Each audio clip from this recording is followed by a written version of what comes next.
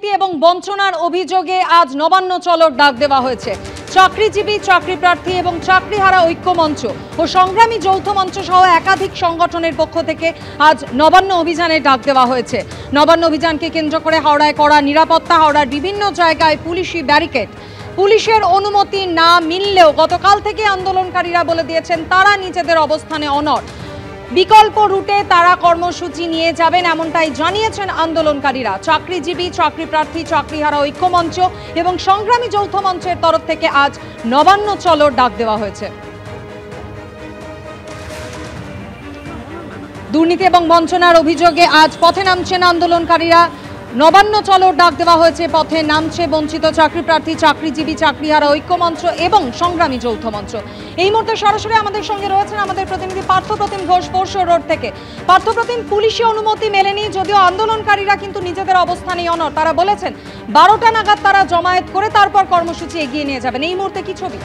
দেখো, নবান্ন চত্বর কার্যত দুর্গে পরিণত হয়েছে এবং এই মুহূর্তে আমি ফোরশো রোডে রয়েছি এবং ফোরশো রোড শুধু নয়, এরকম বিভিন্ন যে প্রান্তগুলো রয়েছে সেখানে, অর্থাৎ ফোরশো রোডের পরবর্তী যে কাজীপাড়া বা মল্লিক ফটক, এই সমস্ত জায়গাগুলো রয়েছে, সেই সমস্ত জায়গা এবং ছোট বড় বিভিন্ন জায়গায় কিন্তু এইরকম ব্যারিকেড, সেই ব্যারিকেড তৈরি করা হয়েছে। জল কামান প্রস্তুত রয়েছে। এই ব্যারিকেড আমার সহকর্মীকে দেখাতে বলবো, সেটা হচ্ছে 10 ফুট উচ্চতার এই ব্যারিকেড এবং একেবারে 10 ফুট উচ্চতার যে ব্যারিকেড করা হচ্ছে তার সঙ্গে আমি দেখাবো এই রকম যে একটা ব্যারিকেডের সঙ্গে অন্য যে ব্যারিকেডগুলো যাতে জয়েন্ট থাকে এবং এইখানে একেবারে মোটা যে লোহার যে পাইপ, সেই পাইপ একেবারে রাস্তার মধ্যে পুঁতে সেইগুলোকে জয়েন্ট করা হচ্ছে যাতে কোনো রকমভাবে এই ব্যারিকেড যাতে ভাঙতে না পারে, সেই জন্য কিন্তু এই রকম ব্যবস্থাপনা সেটা করা হয়েছে।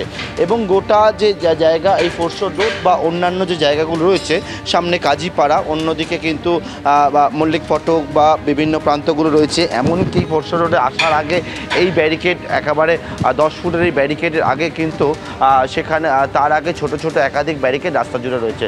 রাস্তা ঠিক অপর প্রান্তটা একটু সমস্যা হচ্ছে অবশ্যই দেখাতে, কিন্তু অপর যে প্রান্ত রয়েছে সেই অপর প্রান্তে প্রচুর সংখ্যায় পুলিশ মোতায়েন রয়েছে, র্যাপিড ফোর্স মোতায়েন রয়েছে, জল কামান নিয়ে আসা হয়েছে এবং সেক্ষেত্রে কিন্তু এই যে গোটা চত্বর, সেই চত্বর জুড়ে আমি এটি চেষ্টা করতে বলবো দীপ্তেন্দু চক্রবর্তীকে দেখানোর জন্য যে এই যে জায়গাগুলো রয়েছে সেই জায়গাগুলোতে ঠিক কীরকম দুর্গে পরিণত করা হয়েছে। ঠিক অপর যে প্রান্তের কথা বলছিলাম, সেই অপর প্রান্তে যাওয়ার জন্য এখন ছোট একটা গেট খোলা রয়েছে, সেখান থেকে গিয়ে আমরা দেখাবো এবং এই প্রান্তের ছবিটা দেখা দেবো, দীপ্তেন্দুকে দেখাতে বলবো। ঠিক এই যে প্রান্ত রয়েছে, অর্থাৎ এই ব্যারিকেডকে সাপোর্ট দেওয়ার জন্য এই রকম বড় বড় সাপোর্ট সেটা দেওয়া হচ্ছে এবং দিয়ে একেবারে তার সঙ্গে টান দেওয়া হচ্ছে যাতে কোনো রকমভাবে এই ব্যারিকেড না হেলানো যায়। অপর দিকে দেখবো এখানে একদম একটা ব্যারিকেডের সঙ্গে অন্য যে ব্যারিকেড তাকে নাটবোল্ট দিয়ে একেবারে শক্ত করে টাইট করা হচ্ছে, শক্ত করে রাখা হচ্ছে যাতে কোনো রকমভাবে এই ব্যারিকেডকে হেলানো না যায়। এই রকম চিত্রে কিন্তু গোটা হাওড়া চত্বর জুড়ে, অর্থাৎ নবান্নকে যে রাস্তাগুলো কানেক্ট করছে সেই সমস্ত রাস্তাতে এই ছবি দেখতে পাওয়া যাচ্ছে। একেবারেই পার্থ, আমাদের এই ছবি অত্যন্ত পরিচিত, কারণ মিছিল আটকাতে রাস্তার মধ্যে এভাবে লোহার পাইপ পুঁতে 10 ফুট উঁচু ব্যারিকেড রাখা হয়েছে যাতে কোনোভাবে মিছিল নবান্ন পর্যন্ত পৌঁছতে না পারে। অন্যদিকে আন্দোলনকারীরা তারা কিন্তু অনড়, পুলিশের অনুমতি না মিললেও তারা আজ নবান্ন অভিযান করবেন। আমাদের অপর প্রতিনিধি অর্ণব মুখোপাধ্যায় সরাসরি রয়েছেন আমাদের সঙ্গে। অর্ণব, তুমি যেখানে রয়েছো সেই হাওড়া স্টেশন চত্বর থেকে মিছিল শুরু হওয়ার কথা।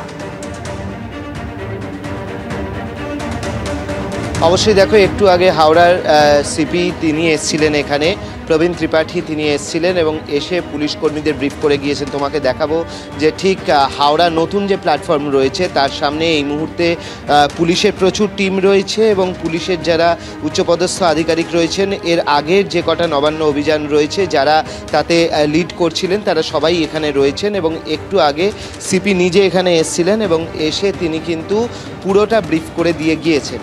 যেরকম জানা যাচ্ছে যে রুটটা দেওয়া হয়েছে এই সংগ্রামী যৌথ মঞ্চ এবং চাকরিহারাদের অন্যান্য যে মঞ্চগুলো তাদের দাবি নিয়ে যে নবান্ন অভিযানের ডাক দিয়েছেন, তাদের যে রুট দেওয়া হয়েছে সেই রুট অনুযায়ী তারা কিন্তু এই জায়গাতেই জড়ো হবেন এবং হয়ে তারা গঙ্গার ধারের যে রাস্তা রয়েছে সেই ফোরশো রোড বরাবর তারা এগিয়ে যাওয়ার কথা রয়েছে এবং সেই ফোরশো রোডে কিন্তু ব্যারিকেড করা হয়েছে।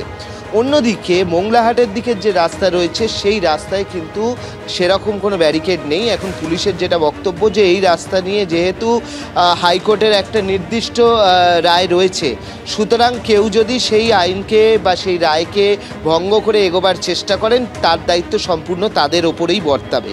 সুতরাং সেই জায়গাতে আলাদা কোনো ব্যবস্থা নেওয়া হয়নি, তার কারণ হাইকোর্টের রায় রয়েছে।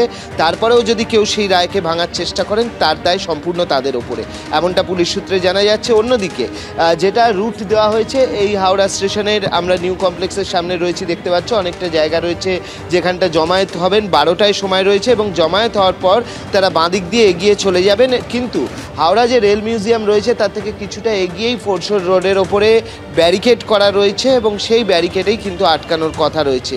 একদিকে যেরকম আন্দোলনকারীরা বলছেন তারা শান্তিপূর্ণ করবেন, কিন্তু পুলিশের পক্ষ থেকে যা যা প্রিপারেশন নেওয়ার সেই প্রিপারেশন কিন্তু রাখা হয়েছে।